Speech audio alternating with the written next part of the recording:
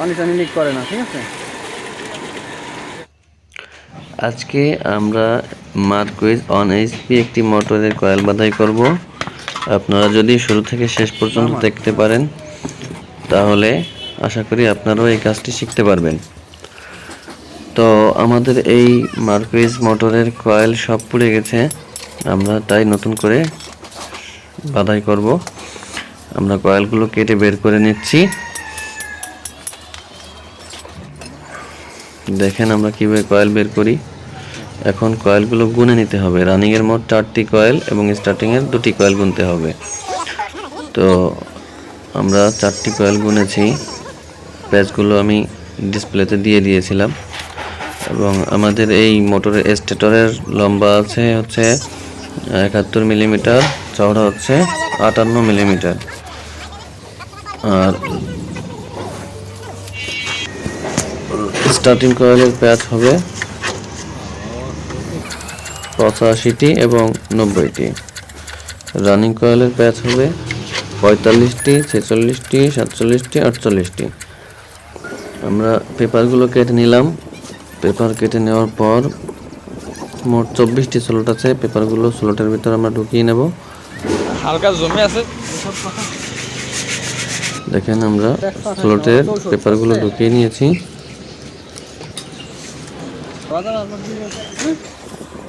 তো এখন আমরা 22 নম্বর তার দিয়ে মোট 8টি কয়েল রানিং এর জন্য তৈরি করব। মোট 8টি কয়েল তৈরি করেছি। এখন আমরা মাঝখানে 4টি স্লট খালি রেখে রানিং এর ছোট কয়েলটি আগে ঢোকাবো। বাম দিক থেকে ডান দিকে রোটেশন হবে। রানিং এর 4টি কয়েল একই দিকে ঘুরবে। এরপর বাকি 4টি কয়েল ডান দিক থেকে ঢুকে বাম দিক হয়ে বের হবে।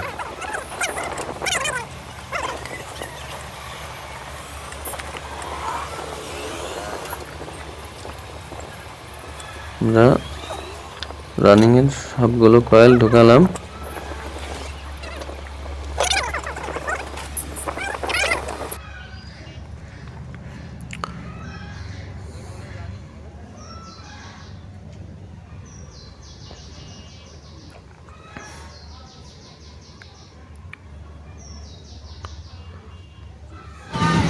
এখন আমরা 24 নম্বর তার দিয়ে স্টার্টিং কয়েলের জন্য 4টি কয়েল তৈরি করব।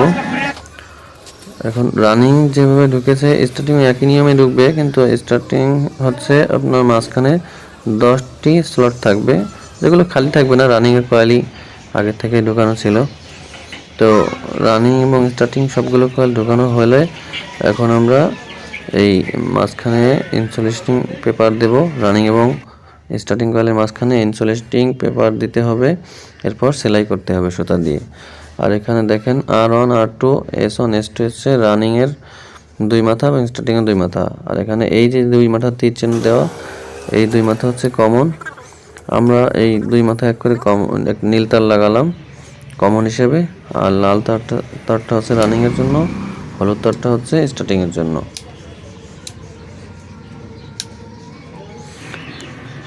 তারগুলো লাগিয়ে নেওয়ার পর আমরা ঝালাই করে নিয়েছি। তারপর সুন্দর করে সুতা দিয়ে বেঁধে নিয়েছি।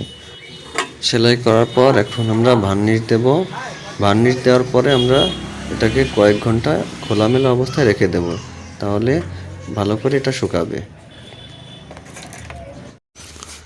স্লটের উপরে যে পেপারগুলো উঁচা হয়ে আছে এগুলো আমরা একটা লোহার পাতি নিয়ে হাতুড়ি দিয়ে পিটিয়ে এগুলো নিচের দিকে বসিয়ে দেব, যাতে রোটর ঢোকাতে কোনো অসুবিধা না হয়।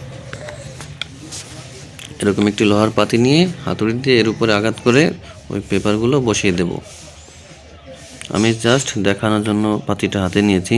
আমার সবগুলো পেপার বসানো আছে নিচের দিকে। তো আমরা এই মোটরটির বেয়ারিং চেঞ্জ করব। দেখেন আমরা বেয়ারিং চেঞ্জ করে নিলাম। এখন আমরা এই সিল পার্টটা লাগাবো, ওয়াটার সিল নতুন দেব।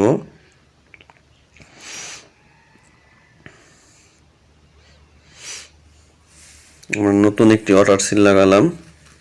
এখন ইম্পিলারটা লাগাবো।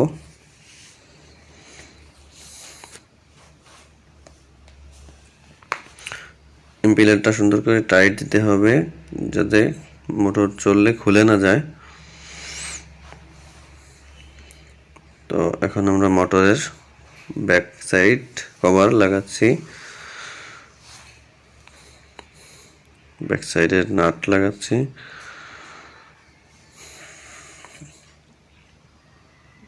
এখন আমরা রোটরটা ঢোকাবো।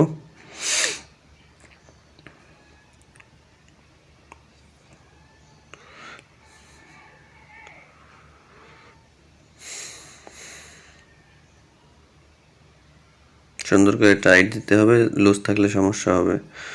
এখন এই পাম্পের এখানে এই রবারটা দিতে হবে। এখন আমরা পাম্প সেট করব। পাম্পের 4টি নাট সুন্দর করে টাইট দিতে হবে, না হলে পানি লিক করবে।